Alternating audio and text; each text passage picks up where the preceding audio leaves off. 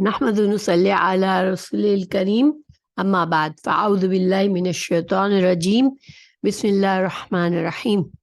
ابھی تک قرآن مجید میں کون کون سی باتیں ہم نے اللہ سبحانہ تعالیٰ نے ہمیں سکھائی ہیں پارہ نمبر 1 میں۔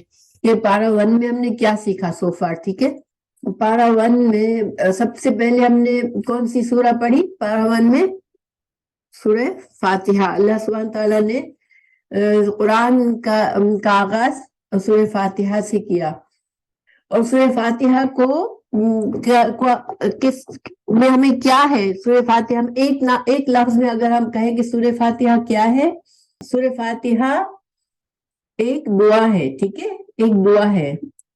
اللہ سبحانہ تعالیٰ نے سورہ فاتحہ میں ہمیں سب سے پہلے دعا سکھائی ایک، تو اس دعا میں ہمیں یہ بھی سکھایا کہ دعا مانگنے کا طریقہ کیا ہے، یعنی پہلے اللہ سبحانہ تعالیٰ کی حمد و ثنا کرنی ہے، اس کے بعد ہمیں اپنے اللہ کے اسماء و صفات کا حوالہ دینا ہے۔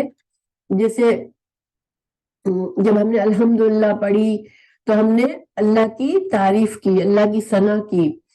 پھر جب ہم نے کہا مالک الحمدللہ رب العالمین، ہم نے رب العالمین کہا تو ہم نے کیا کیا؟ اللہ سبحانہ تعالیٰ کی صفات بیان کی کہ یہ اللہ سبحانہ تعالیٰ جو ہے تمام تعریفیں اس رب کے لیے ہے جو کون ہے؟ تو جہانوں کا عالم ہے، پھر جہانوں کا تمام جہانوں کا رب ہے۔ پھر ہم نے اللہ کی دوسری صفات مالک یوم الدین، ججمنٹ ڈے کا مالک ہے، گویا ہمیں اللہ سبحانہ تعالیٰ نے یہ احساس دلایا کہ ایک ججمنٹ ڈے آئے گا جس کا مالک صرف اللہ ہے، یعنی کہ اس دن انسانوں کے اختیارات جو اب انسانوں کو ملے ہوئے ہیں آج دنیا میں وہ کچھ بھی نہیں ہوں گے، تمام کے تمام اختیارات صرف کس سے ہوں گے؟ اللہ سبحانہ تعالیٰ کے ہوں گے۔ پھر اللہ سبحانہ تعالیٰ نے ہمیں اللہ کی اپنی اور صفات بتائی، مثال کے طور پر الرحمن الرحیم ہے۔ گویا اللہ تعالیٰ نے ہمیں یہ امید دلائی کہ مالک یوم الدین تو ہے، جج تو کرے گا تم کو، لیکن بہت رحیم اور بار بار رحمت کرنے والا ہے۔ تو تم کو اللہ کا صرف خوف ہمیں نہیں کرنا، بلکہ اللہ کا خوف تو کرنا ہے، لیکن خوف کے ساتھ اللہ سے امید بھی رکھنی ہے، کیونکہ جب اللہ سبحانہ تعالیٰ نے ہمیں یہ فرمایا کہ اللہ مالک یوم الدین ہے، ہمارا مالک ہے، تو ہمارے دل میں ایک خوف آتا ہے کہ اللہ ہمیں بہت پھوٹ کی زندگی گزارنی ہے، کیونکہ اللہ سبحانہ تعالیٰ تو ہم سے حساب لے گا، مالک ہے آخرت کے دن کا۔ لیکن ساتھ ساتھ اللہ نے ہمیں امید بھی دلا دی کہ چونکہ تم انسان ہو، تم بار بار بھی اگر پھسلو گے تو بھی وہ رحیم ہے، بار بار تم کو معاف کرے گا، لیکن شرط کیا ہے کہ تم ایاک نعبدو، تم صرف اسی کی عبادت کرو، یعنی کہ کسی اور کو اس کی معبود ہونے میں کسی اور ذات کو شریک نہ کرو۔ اگر تم یہ کرو گے، تم صرف توحید سے عمل کرو گے اور ایاک نستعین اور صرف اسی پر توکل کرو گے، اسی سے مدد چاہو گے، تو پھر اللہ تعالیٰ تمہاری مسٹیکس کو بار بار معاف کرے گا۔ تم ایز انسان ہونے کے ناطے تم مسٹیکس کرو گے، تم کو اللہ معاف بھی کرے گا۔ پھر ان سب چیزوں کے بعد اللہ تعالیٰ نے ہمیں وہ اصل چیز بتائی کہ دعا کس کی مانگنی ہے، کس چیز کی دعا مانگنی ہے۔ وہ کیا چیز تھی جس کی دعا مانگی تھی ہم نے؟ سورہ فاتحہ میں کس چیز کی دعا مانگتے ہیں ہم؟ صحیح راستہ، ہدایت کا راستہ، وہ راستہ جو کہ ہمیں اللہ سے ملائے گا انشاءاللہ، وہ راستہ، بیکاز ایک ہی راستہ صرف اللہ کی طرف جاتا ہے، باقی سب کیا ہے؟ باقی سب ادھر ادھر جانے والے صرف دھوکے ہیں۔ باقی اللہ کا راستہ ایک ہی ہے، اور وہ کون سا ہے؟ ہدایت کا راستہ ہے۔ تو ہمیں اللہ نے بتا دیا کہ ہدایت کا راستہ ہے، وہی ہمیں چاہیے۔ اور پھر اللہ نے ہمیں یہ بھی سکھایا کہ تم ساتھ ساتھ یہ بھی دعا کرو کہ وہ راستہ ایسا نہ ہو جس پر وہ لوگ چلے جن پر اللہ کا غضب ہوا، جن کو اللہ نے دین تو سکھایا، علم تو سکھایا، مگر وہ اپنی خواہشات اور اپنے تکبر میں وہ غلط راستہ اللہ کی نافرمانی پر اتر گئے، تو پھر اللہ ان سے ناراض ہوا اور ان کے لیے سزا ہے۔ اور پھر وہ لوگ بھی کچھ ہیں جو کہ کبھی صحیح علم نہیں حاصل کیا انہوں نے، اور وہ بھٹک گئے، بغیر علم کے زندگی اپنی مرضی کی گزاری اور اصل راستہ کبھی ان کو ملا ہی نہیں، ضالین۔ تو اللہ تعالیٰ نے ہمیں یہ سکھایا کہ تمہیں اس کانشیس کے ساتھ رہنا ہے کہ تمہیں راستہ معلوم ہو ہدایت کا، تو تم کو علم حاصل کرنا ہے تاکہ تمہیں اصل راستہ معلوم ہو، تاکہ تم ضالین نہ بن جاؤ، گمراہ نہ بن جاؤ۔ پھر ساتھ ساتھ یہ بھی دعا مانگو کہ راستہ معلوم ہونے کے بعد بھی ہم اپنی ضد، اپنی اکڑ میں ہم اپنے آپ کو مغلوب، اللہ کا غضب نہ حاصل کر لے، نعوذ باللہ۔ تو ہمیں وہ بھی سکھا دیا اللہ نے، تو یہ بہت اہم دعا سکھا دی ہمیں، اصل میں ہماری زندگی کا مقصد سکھا دیا سورہ فاتحہ میں۔ پھر اللہ سبحانہ تعالیٰ نے سورہ بقرہ میں ہمیں سکھایا کہ دیکھو، اب تم نے جس بندے نے مجھ سے ہدایت مانگی اس کے لیے ہدایت کہاں ملے گی؟ تو اس کتاب میں ملے گی، یہ کتاب اللہ کی کتاب ہے اور اس میں تمہارے لیے ہدایت ہے۔ تو پھر اللہ سبحانہ تعالیٰ نے ہمیں بتا دیا کہ ہدایت یہاں پر ہے، مگر پھر یہ بھی بتایا سورہ بقرہ میں کہ ہدایت کن کو ملے گی؟ متقین کو ملے گی، ٹھیک ہے۔ ذالک الکتاب لا ریب فیہ ھدی للمتقین، متقین کو ہدایت ملے گی۔ تو متقین کون ہے؟ تو متقین کی صفات بھی ہمیں بتا دی کہ یہ وہ لوگ ہیں، نمبر 1 اللہ پر ایمان لاتے ہیں، اور پھر وہ اللہ کے رسولوں پر ایمان لاتے ہیں، تمام رسولوں پر ایمان لاتے ہیں، جو اگلے اور پچھلے انبیاء کو اللہ سبحانہ تعالیٰ نے جو کچھ بھی عطا فرمایا بندوں کی ہدایت کے لیے، وہ سارا کچھ پر ایمان لاتے ہیں، اور نماز قائم کرتے ہیں، زکوٰۃ ادا کرتے ہیں۔ تو پھر وہ اللہ تعالیٰ وہ لوگ اصل میں متقین ہیں جو اپنی زندگی اللہ کی فرما برداری میں گزارتے ہیں، انبیاء کے تعلیمات کو پر ایمان رکھتے ہیں، اور اللہ کے احکامات، عبادات، ہر چیز پوری کرتے ہیں۔ اس لیے کہ جب ہم نماز پڑھتے ہیں تو ہم اللہ کا حق ادا کرتے ہیں، جب زکوٰۃ دیتے ہیں تو بندوں کا حق ادا کرتے ہیں، کیونکہ ہمارے مال میں دوسرے بندوں کا حق ہوتا ہے۔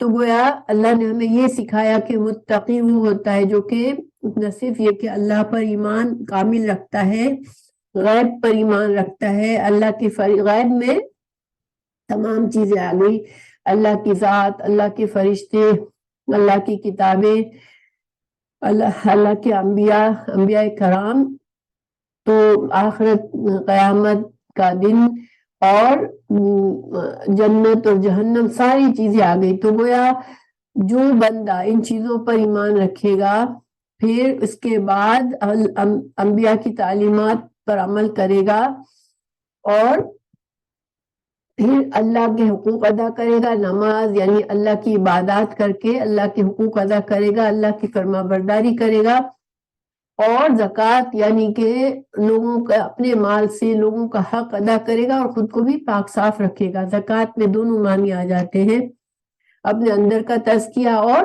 اپنے باہر کا تزکیہ۔ تو پھر وہ لوگ اصل میں کامیاب ہوں گے، وہ لوگ ہدایت پائیں گے، یہ بتا دیا۔ اس کے بعد اللہ نے ان لوگوں کا بھی بتا دیا کہ کون سے لوگ قرآن کے ملنے کے بعد بھی، اللہ کی کتابوں کے بعد بھی ناکام ہوں گے، زندگی کا مقصد پورا نہیں کر سکیں گے۔ وہ کون ہیں؟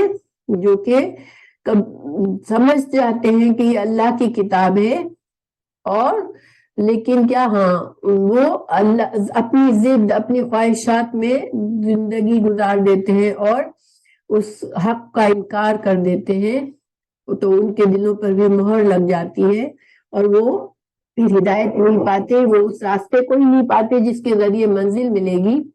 تو وہ پھر کیا ہوگا کہ وہ کامیاب نہیں ہوں گے، وہ خاسرین ہوں گے، وہ عذاب ان کے لیے عذاب ہوگا۔ پھر اللہ تعالیٰ نے بتایا کچھ لوگ ایسے ہوں گے جو کہ مڈل روڈ لیں گے، وہ ان کے اندر نفاق ہوگا، وہ اپنا فائدہ دیکھ کر چلیں گے، دنیا کا فائدہ دیکھتے رہیں گے اور شک و شبہات میں خواہشات میں ڈوبے رہیں گے، اور کبھی ایمان کی طرف آئیں گے بھی تو پھر سے کفر کی طرف پلٹیں گے، اپنی خواہشات کی پیروی کرتے ہوئے، شکوک اور شبہات کے پیچھے چلتے ہوئے۔ تو وہ ان کے لیے بھی ایسا ہے کہ وہ اللہ چاہے تو ان کو فَإِذَا أَظْلَمَ عَلَيْهِمْ قَامُوا، جب ان کی مرضی کی کوئی چیز ملتی ہے تو چلتے ہیں، اور جب ان کو مشکل احکامات آتے ہیں تو رک جاتے ہیں۔ تو ایسے لوگوں کے لیے اللہ نے وعید بتائی کہ ان کو بڑا خطرہ ہے، اگر وہ اسی طرح کرتے رہیں گے تو شاید ان کا انجام بھی اسی طرح ہو کہ ان کے بھی کانوں آنکھوں پر پردہ لگ جائے، مہر لگ جائے دل پر، اور وہ بھی خسارے والے میں ہو جائے۔ تو یہ چیزیں بتانے کے بعد کہ 3 راستے ہیں، تینوں میں سے انسان کوئی ایک راستہ چن لیتا ہے، تو پھر اللہ تعالیٰ نے حضرت آدم علیہ السلام کی کریشن ہمیں بتائی کہ انسان کو کب پیدا کیا گیا، انسان کی ابتدا کہاں سے ہوئی، انسان کی جب پیدائش کا مقصد کیا بتایا کہ اللہ اس کو خلیفہ بنائیں گے، یعنی کہ دنیا میں جنریشن سے جنریشن انسان آئیں گے اور وہ اللہ کی زمین پر اللہ کا قانون جاری کریں گے، کیونکہ خلیفہ کا کام یہی ہوتا ہے کہ وہ بادشاہ کے جیسے اللہ کے ملک پر اللہ کا قانون جاری کرتا ہے۔ تو پھر اللہ تعالیٰ نے یہ سب کچھ بتا کر یہ بھی بتا دیا کہ جب آدم کی تخلیق ہوئی تو ایک دشمن بھی تھا اس کا، اور وہ کون تھا؟ ابلیس میں، اور اس ابلیس کیوں دشمن ہوا؟ حسد کی وجہ سے، تکبر کی وجہ سے کہ اس انسان کو کیوں سجدہ کرنا پڑا مجھے، اور وہ جو ہے وہ کافر بن گیا، اور وہ شروع دن سے انسانوں کا دشمن بن گیا۔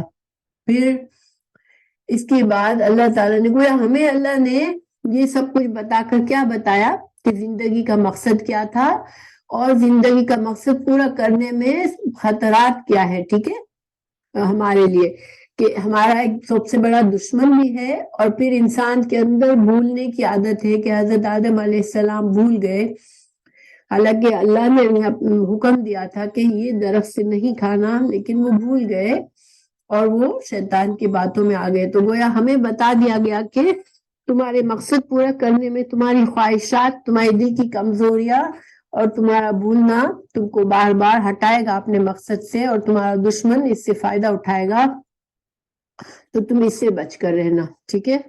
یہ سب کچھ بتانے کے بعد اللہ تعالیٰ نے ہمیں مثالیں دینا شروع کی، ہمیں ایک اس قوم کی مثال دی جس کو اللہ نے مسلمانوں سے پہلے چنی ہوئی امت بنایا تھا، اور اللہ تعالیٰ نے کئی انبیاء ان کو دیے، اور اللہ تعالیٰ نے ہمیں ان کی زندگی کے بارے میں بتایا کہ انہوں نے اپنی زندگی میں اللہ کے نامات کو، اللہ کے جتنے بھی اللہ نے ان پر احسانات کیے، اللہ نے جو ان کو مقام دیا اس کی کس طرح سے انہوں نے قدر نہیں کی اور اللہ کو ناراض کرتے رہے، اور وہ آخر کار اللہ تعالیٰ نے ان کو ان کے اعجاز جو تھا، ان کو جو چنا ہوا تھا کہ تم کو جب اللہ تعالیٰ کسی قوم کو چنتا ہے تو اس کا مقصد کیا ہوتا ہے کہ اس قوم کو اللہ کا دین پر چلنا ہوتا ہے خود بھی، اور دوسرے انسانوں کو بھی اللہ سے جوڑنا ہوتا ہے، یہ مقصد ہوتا ہے اس کا۔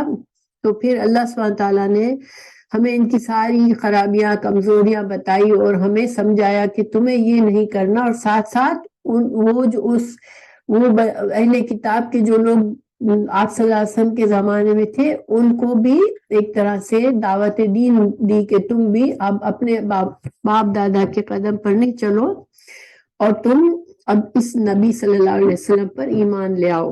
تو یہ سب کچھ بتایا اللہ سبحانہ تعالیٰ نے ہمیں۔ پھر حضرت آدم علیہ السلام کی مثال دی کیونکہ حضرت آدم علیہ السلام ایک ایسے انسان ہے جس نے اللہ سبحانہ تعالیٰ کے ہر امتحان کو وہ بہت اچھی طرح سے اس میں پورے اترے اور وہ یکسو رہے، صرف تمام ڈائریکشنز کو چھوڑ کر صرف ایک طرف رہے، اللہ کی طرف مائل رہے. تو پھر اللہ تعالیٰ نے ان کو اعجاز دیا، ان کو انبیاء، ان کی اولادوں میں انبیاء عطا کیے. اور آج ان کی اولادوں میں سے دیکھیں کہ قریش جو تھے، جو عرب کے قریش تھے، وہ اپنے آپ کو کس کی اولاد سمجھتے ہیں؟ تھے اولاد، ان کی نسل حضرت اسماعیل سے ملتی تھی قریش کی. تو حضرت اسماعیل کے بیٹے یعنی کہ حضرت ابراہیم کی نسل سے ہی وہ بھی ہیں. اور بنی اسرائیل جو ہے وہ یعقوب کی اولاد، تو یعنی کہ یعقوب علیہ السلام حضرت ابراہیم کے پوتے تھے، اور حضرت ابراہیم کے اسحاق جو بیٹے تھے ان کی نسل سے تھے.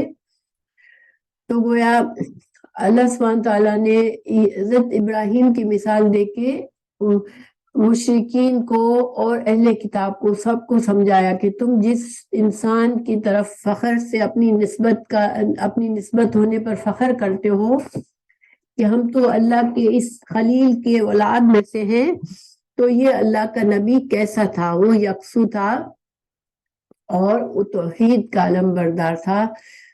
اور یہ نبی صلی اللہ علیہ وسلم انہی کے طریقے پر ہیں، توحید کے طریقے کی دعوت دے رہے ہیں. تو ایک طرح سے تم یہ نہ کہو کہ ابراہیم کے ہم اولاد تو ہیں اور ہم اپنے باپ کے نقش قدم پر چل رہے ہیں، بیکاز تم اپنے باپ کے نقش قدم پر نہیں چل رہے ہو.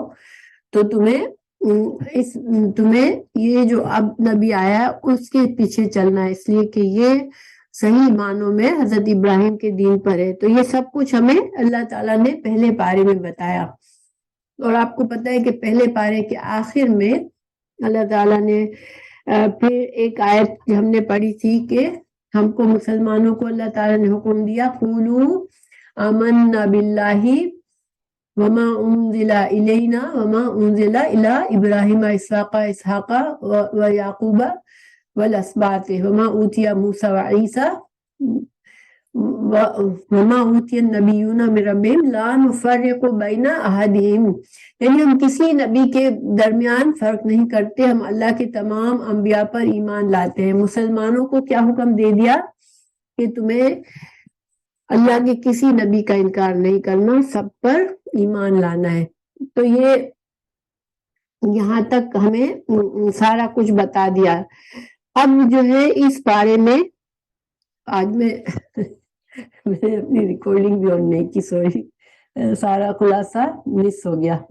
بہرحال تو اس بارے میں اب جو ہے پارہ 2 میں اللہ سبحانہ تعالیٰ نے جو آغاز کریں گے وہ اب قبلے کی مسلمانوں کو ان کا قبلہ دیا جائے گا، کعبہ کو مسلمانوں کا قبلہ بنایا جائے گا. اور قبلہ کی تبدیلی جو ہے اصل میں سائن کیا ہے کہ اب جو درجہ اور جو امامت کا درجہ تھا، جو چنی ہوئی امت کا درجہ تھا، وہ اب کس کے لیے ہے؟ اب مسلمانوں کے لیے. تو مسلمان اب ایک امتیازی قوم ہے، تو ایک امتیازی قوم کا سینٹر بھی ہونا چاہیے، اس کے لیے ایک ڈائریکشن بھی ہونی چاہیے. تو اب قبلے کا اناؤنسمنٹ کیا گیا. اب جو آج کی جو آیات ہے اس میں قبلے کی تبدیلی کا حکم ہے.